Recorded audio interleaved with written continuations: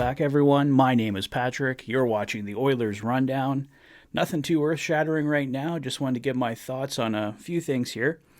Was watching the Oilers post-practice interviews today. They were back on the ice. Jay Woodcroft put them through the motions, trying to get their legs back under them. Everyone's had that nice week off. Connor, Leon, and Stewart, of course, were at the All-Star game. But, Oilers got to get ready for Tuesday against the Detroit Red Wings. Kailer Yamamoto was speaking today post-practice. He's feeling really good. I think if he could come back right now, he'd probably be in the lineup against the Red Wings on Tuesday. He, of course, can't be activated from long-term injured reserve until this weekend. The Oilers play the Ottawa Senators on Saturday and the Montreal Canadiens on Sunday. The Montreal Canadiens game on Sunday, which I will be at the Bell Center, so really looking forward to that. Should be the official return of Kailer Yamamoto.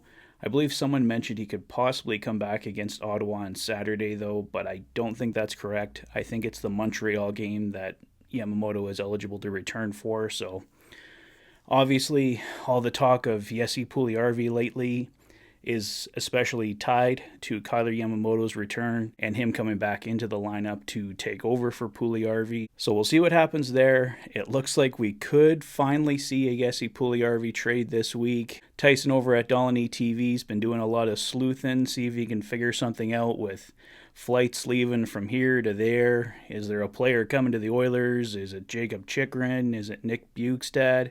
Is it somebody else? Who knows? Nothing's come of it yet, but there could be something there. So keep an eye on Dolany TV. Tyson could potentially have a major scoop there for you coming. We'll see what he comes up with. Been a lot of speculation over the last few days. Are the Oilers going to get Jacob Chychrun? Is Jesse Puljujarvi going to be moved? But as I always say, we'll see what happens.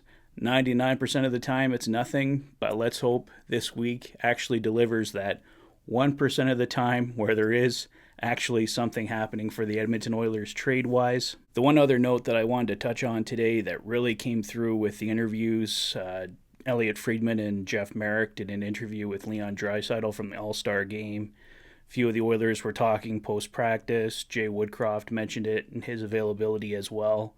The importance of Zach Hyman and Ryan Nugent-Hopkins to this team. Leon Draisaitl refers to Zach Hyman and Ryan Nugent-Hopkins as the quiet heartbeat of the team, and I think they've really been the source of the perseverance over the past few years that we've seen from the Edmonton Oilers. It was mentioned in the Freeman and Merrick interview with Draisaitl that Oilers teams of the past, when adversity came, they would crumble.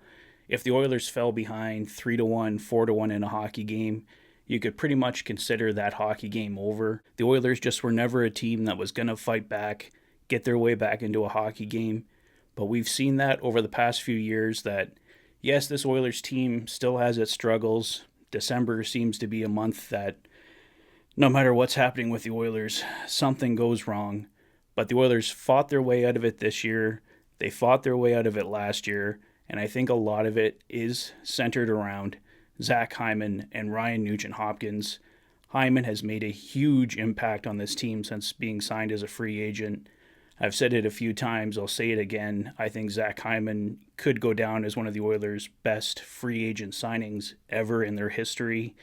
I can't remember a player coming in and having such an amazing impact on this team from top to bottom. I think he makes the general manager better, the head coach better, all of his teammates better.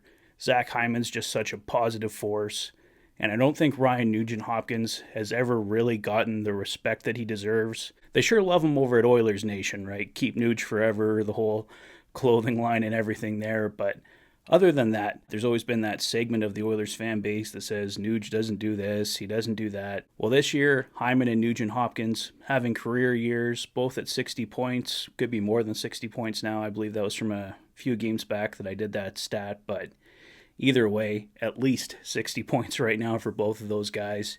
And it's not all about goals, assists. Like I just said with Hyman, it's really your impact on the team. And I think Ryan Nugent-Hopkins has had that similar impact to Zach Hyman. Probably having Zach Hyman here has also helped Nuge. They're both guys that are obviously not on the level of Connor McDavid and Leon Draisaitl talent-wise.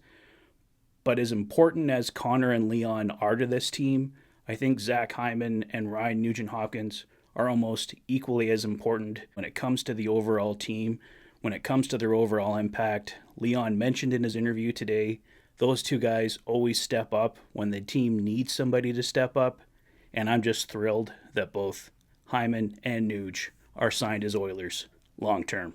Well, I think that's all I wanted to cover today, guys. Like I said, nothing major breaking, but I will hop on if something does happen. As I mentioned earlier in the video, I will be headed to Montreal this weekend to check out the Oilers and Habs at the Bell Center, so really excited for that.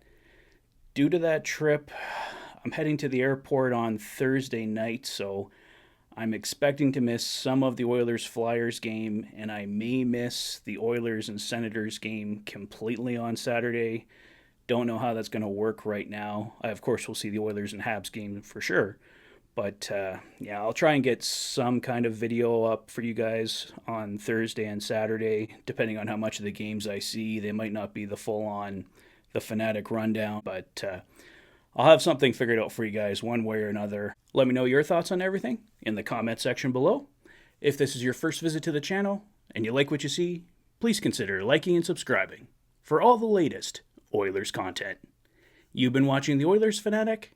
Thanks for being a fan. Take care, guys. I'll see you soon.